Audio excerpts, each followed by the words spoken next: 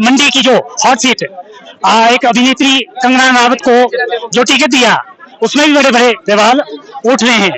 जो राजा साहब का विक्रम जी, वो भी अच्छे नेता है। दोनों बारी वो मुद्दे में था कि भाई अपर शिमला में एक चौपाल रोडू कोटखाई में एक केंद्रीय विद्यालय होगा, लेकिन वो ऐसे ही गायब होता है। और तो एक भी केंद्रीय विद्यालय की बात तो छोड़िए, इस बारी तो मुद्दे में है ही नहीं है कि मोदी सरकार में राजस्थान में अच्छे हाईवेज बने हैं, ब्रिज भी बने हैं, और भी प्रोजेक्ट काफी जो हैं उनको फाइनलाइज किया है। अच्छे प्रोजेक्ट है, विकास अच्छा हुआ है, राजस्थान में अच्छा हो रहा है। लेकिन एक मोदी सरकार रही, मोदी अच्छा काम कर रही है, आगे वाली सीट वाली कागज बना रही है, सब अच्छा होगा, लीगल होगा काम, इससे हम सहमत है।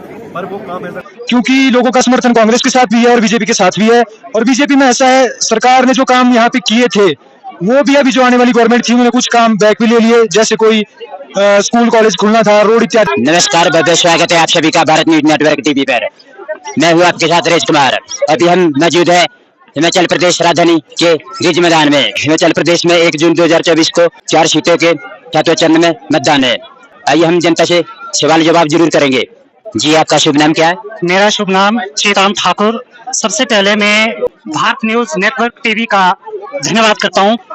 लोकसभा चुनाव 2024 में किसकी सरकार बनेगी, कांग्रेस या बीजेपी? मुझे तो सेंटर में लग रहा कि मोदी की जो लहर चली है हिमाचल में भी कुछ एक मुद्दों पे मुझे लग रहा है कि सेंटर में तो मोदी ही आने वाला है। कैसे? जैसे कि 2014 में एक मोदी की लहर चली थी और 19 में भी चली है, और विकास को देखते हुए भी मुझे लग रहा कि मोदी आएगा सेंटर में। हिमाचल प्रदेश में कितना विकास हुआ तक? हिमाचल प्रदेश में अभी देखो, जो कांग्रेस की जो सरकार थी जी, अभी 16 महीने हो गए जी। चलो कुछ तो आपदा के कारण कुछ सरकार का कुछ काम भी नहीं हुआ पाया। सबसे पहले मैं मुद्दे में आना चाहता हूं कि जो बेरोजगार जो सड़कों पर उतरे हैं कांग्रेस की सरकार में, धरने प्रदर्शन में उतरे हैं, जैसे कि आपको जेबीटी वो कोर्ट में है, जीओआईटी कोर्ट में है, जो भी मुद्दे हैं वो कोर्ट में चले हैं। इस बेस पे तो मुझे लगा कि जो बीजेपी के कांग्रेस के जो 17 महीने हो गए, मुझे तो कुछ भी खराब नहीं लग रहा है। हिमाचल प्रदेश में किसकी लहर चल रही है ज्यादा, कांग्रेस या बीजेपी? मुझे लग रहा है कि इसमें तो ज्यादा मैं कह नहीं सकता हूँ कि दोनों तरफ जो भी सेंटर के जो अभी दो सीटों पे लग रहा है कि बराबर आने के सारे। जैसे कि ज्यादातर मुझे मंडी की जो हॉट सीट एक अभिनेत्री कंगना रनावत को जो टिकट दिया, उसमें भी बड़े बड़े सवाल उठ रहे हैं। जो राजा साहब का विक्रम जी, वो भी अच्छे नेता है। मुझे लग रहा कि वहाँ कड़ी की मुकाबला है। जी जी। जैसे कि 2019 में हिमाचल प्रदेश में 4 सीटों का बीजेपी रहा, तो इस बार क्या लगता है आपको, किसकी सीट आएगी, बीजेपी या कांग्रेस 4 सीटों में? मुझे लग रहा कि यहाँ जो माहौल जो बन रहा है, मुझे लग रहा कि बीजेपी की 3 सीटें आएगी, एक कांग्रेस को जाएगी। मेरा अनुमान ऐसा है कि जैसा वोटर तो आजकल फेयर तो करता नहीं है, चुपके से वोट देता है, गुप्त मतदान है। मुझे लग रहा कि ऐसा, मेरा अनुमान ऐसा है। जैसे कि 1 जून 2024 में आपका मतदान है, तो आप किस मुद्दे पर वोट दे रहे हैं? मैं तो फिर सबसे प्राथमिकता देता हूं कि जो बेरोजगारी, इस मुद्दे पे भी, और विकास का जो कार्य हुआ उस मुद्दे पे भी अपना मत देना चाहता हूं। जी, आपका शुभ नाम क्या है? मेरा नाम लकी जीता है। जी, लोकसभा चुनाव 2024 में किसकी सरकार बनेगी, कांग्रेस या बीजेपी? मुझे तो केंद्र स्तर पर ये लग रहा है कि एनडीए की सरकार बनेगी। हालांकि ये है कि 400 प्लस ना इतना नहीं रहेगा, लेकिन फिर भी एनडीए की सरकार मेरे हिसाब से बनेगी। जितना दावा किया जा रहा है उतनी सीटें ना आए। जी, चुनाव का माहौल कैसा लग रहा है आपको? नहीं, राष्ट्रीय राज्य स्तर पर तो मुझे लग रहा है कि बराबर, मतलब 2-2 कहीं 2-2 सीटें ना आए। चुनाव का किसकी लहर ज्यादा चली, कांग्रेस या बीजेपी? नहीं, ऐसा तो नहीं बोल सकते कि मोदी लहर कहीं ना कहीं थोड़ी बहुत हावी जरूर है, लेकिन हिमाचल के भी कुछ अपने मुद्दे बहुत से है। जी, क्या मुद्दा है? हिमाचल के अपने मुद्दे देखिए, आपदा के दौरान मुझे नहीं लगता है कि इतनी इतनी मदद केंद्र स्तर पर हुई प्रदेश की जितनी होनी चाहिए थी, जो वर्तमान स्तर पर हमने देखा, हमने जमीनी स्तर पर देखा कि वो, और आज तक अभी 80% की 50% सड़कें अभी भी नहीं बन पाई है। जी जी सड़कें टूटी हुई है, जो आपने क्षति हुई है प्रदेश को आपदा के दौरान, वो अभी 8-9 महीने अगली बरसात आने को तैयार हो गई है और कार्य कई जगह तो काम शुरू भी नहीं हुआ है। जी ये मुझे नहीं लगता कि केंद्र स्तर पर कुछ ज्यादा विकास केंद्र की योजनाएं यहाँ लोगों तक पहुंची है, जितनी राज्य सरकार प्रयास करती है। वो जो एक सरकार का दायित्व भी होता है अपने क्षेत्रों का विकास करना। अगर मैं बात करूं कि आप पूरे प्रदेश में जाइए, 80% लोगों को और बच्चों को ये मालूम नहीं होगा कि हमारा एमपी कौन है। आप अपने एमपी का नाम पूछिए तो आदौ पता नहीं होगा। कब हमारे लोग जागरूक होंगे, हमारे सांसद जागरूक होंगे, कब वो जनता तक पहुंच करेंगे कि जनता से सीधे जुड़ेंगे, जनता को वो पता लगेगा कि नहीं हमारा सांसद कौन है। आप पूछिए किसी से भी, कोई ये नहीं बताएगा। और जितने हमारे विधायक आते हैं कि आखिर क्यों वो सफल हो जाते हैं, हमारे एमपी लोगों से सीधा संपर्क करने में, जितने हमारे एमएलए संपर्क करते हैं, अगर वो उतना भी करे तो केंद्र की जो स्कीमें हैं, योजनाएं हैं, वो सीधे गांव-गांव तक पहुंच सकती है। अभी आधे से भी ज्यादा योजनाओं का पता नहीं है जो केंद्र सरकार द्वारा संचालित हो रही है, वो गांव-गांव पहुंच रही है। और कुछ कहना चाहेंगे आप? नहीं, हम यही कहना चाहते हैं। हम अपने अपर शिमला की बात करें तो 15-20 सालों से एक मुद्दा हो रहा है अपर शिमला में कि भाई केंद्रीय विद्यालय खुलेगा, है ना।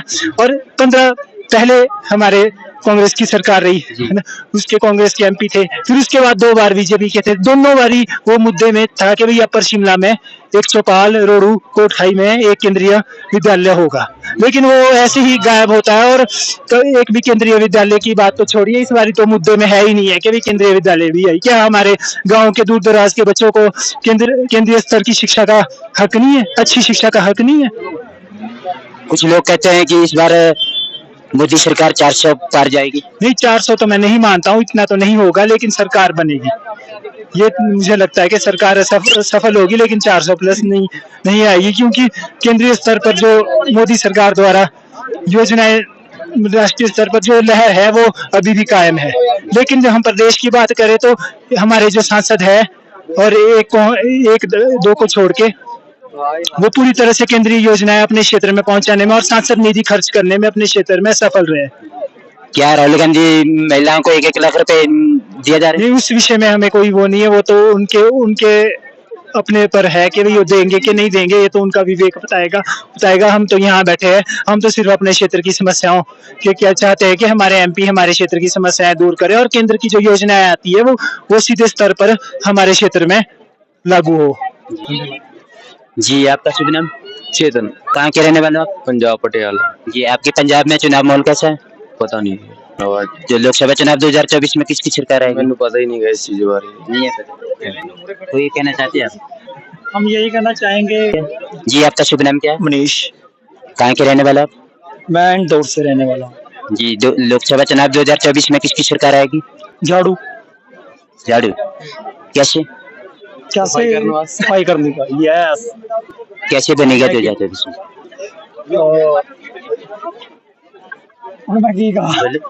नहीं है। जी, आपका शुभ नाम क्या है? नमस्कार भाई साहब, मेरा शुभ नाम बजरंग कुमावत है। मैं चित्तौड़गढ़ राजस्थान से हूँ और यहाँ पे अभी हमारे वहाँ पे बहुत समर पड़ रहा है, बहुत गर्मी है, हीट 50 प्लस भी जा रहा है। लेकिन अभी बच्चों को मैं घुमाने के लिए आया हूँ, मेरा दोस्त वगैरह भी लोग यहाँ पे आए हैं घूमने के लिए। तो आपसे मिला भारत न्यूज़ नेटवर्क टीवी, अच्छा लगा। शिमला बहुत अच्छा शहर है, बहुत ठंडा है, बहुत अच्छा लग रहा है यहाँ से। लोकसभा चुनाव 2024 में किसकी सरकार बनेगी? अच्छा, कांग्रेस या बीजेपी? सरकार तो अभी देखो हमारे राजस्थान में तो पूरा हो चुका है, सरकार तो अभी आपके यहाँ पे बाकी है, शायद अंतिम चरण है, उसके बाद 4 तारीख को पता चलेगा किसकी बनेगी। लेकिन 400 आर पार वो सब चीज़ें होती रहती है। लेकिन मैं एक चीज़ पे फोकस करना चाहता हूँ कि अभी जो शिमला में मैंने देखा है, यहाँ पे प्रकृति का जो लोग साथ देते हैं, प्रकृति को, हमारे उधर नेता लोग प्रकृति को खा जाते हैं, लेकिन यहाँ पे नहीं होने देते हैं। देखो ये अंग्रेजों के ज़माने की अभी भी ये चीज़ें बनी हुई हैं और ये सारा जो शहर है अंग्रेजों के ज़माने का बना हुआ है। इसको देखकर बड़ी खुशी होती है कि अपने वाले नेताओं ने क्या किया, कुछ नहीं किया। लेकिन उन चीज़ों पे नहीं जाना चाहता। जो देश में काम काज हो रहा है सारा अच्छा हो रहा है, 10 सालों से अच्छा हो रहा है। लेकिन हिमाचल नंबर 1 है, उसमें हिमाचल नंबर 1 है क्योंकि यहाँ कोई इंडस्ट्री नहीं आई है, यहाँ पे प्रकृति का दोहन नहीं हुआ है।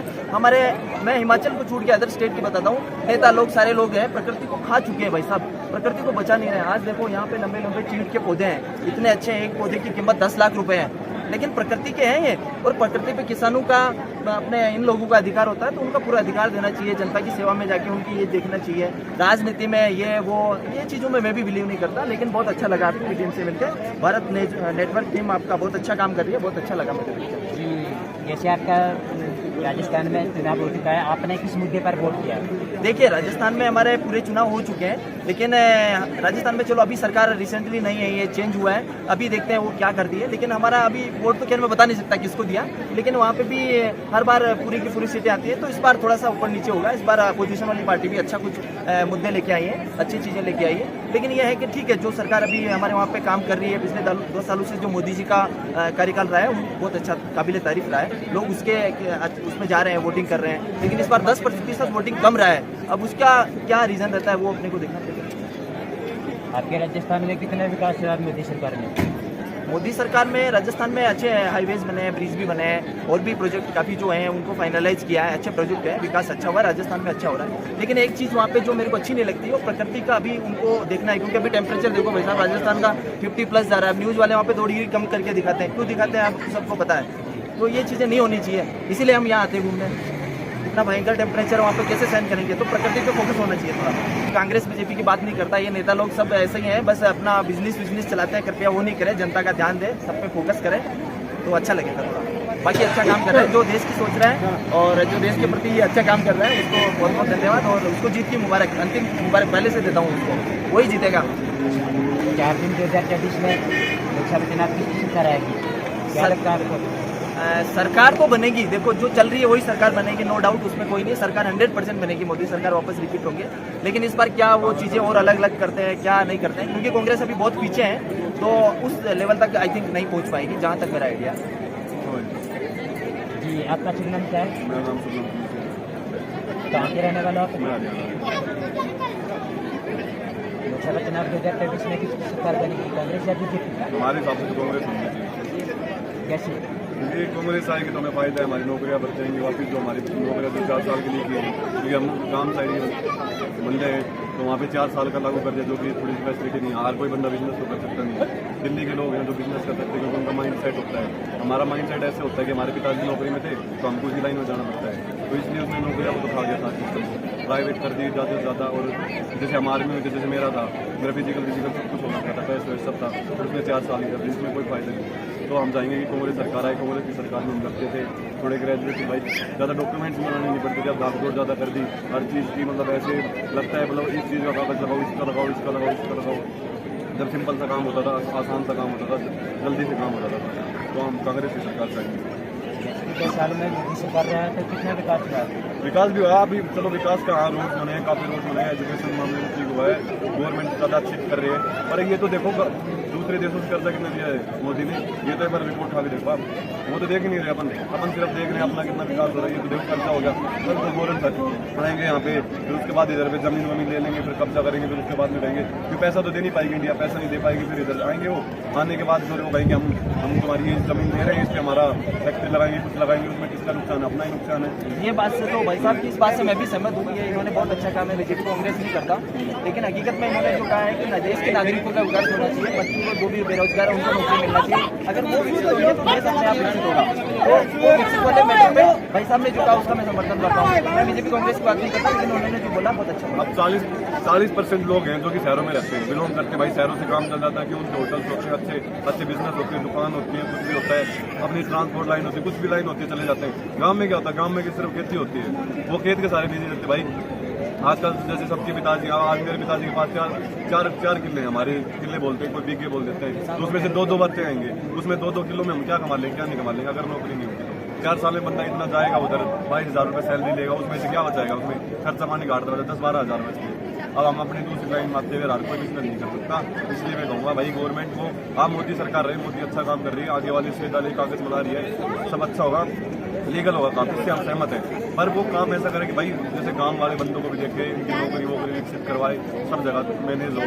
मतलब ये नहीं चेक करना कि भाई इधर दिल्ली में बिजनेस दे दिया, सेंटर में बिजनेस दे दिया, मुंबई में दे दिया, हैदराबाद में बिजनेस हो गए, दुनिया भर के बिजनेस हो रहे हैं। गाँव को भी तो देखो, गाँव में भी तो 60% लोग रहते हैं, 40% तो बिजनेस में रहते हैं। हाँ भाई, बिजनेस से मोदी को फायदा होता है कि उसकी सेल होती है, मार्केटिंग बढ़ती है, गवर्नमेंट हाँ पता है उसका नुकसान करती है, क्यों गवर्नमेंट उसके नीचे काम करेगी तो उसका मतलब वो पैसे वैसे पे करेगा तो उसका नुकसान हम समझते हैं, पर उसे ये 60% बंदों का भी तो देखना चाहिए कि भाई ये क्या कर रहे हैं। आज हम आप देखो मैं हूँ, मैं मेरे सारे जितने भी यार दोस्त हैं वो सब अपने कर रहे हैं। अब मैं टैक्सी ड्राइवर हूँ, अब यहाँ पे हायर करके और अब हर कोई बंदा तो टैक्सी ड्राइवर नहीं बन सकता, तो टैक्सी ड्राइवर होना मतलब ठीक है और अपना रोटी चल रही है वो तो क्या है, अच्छी बात है। जी आपका शुभ नाम क्या है?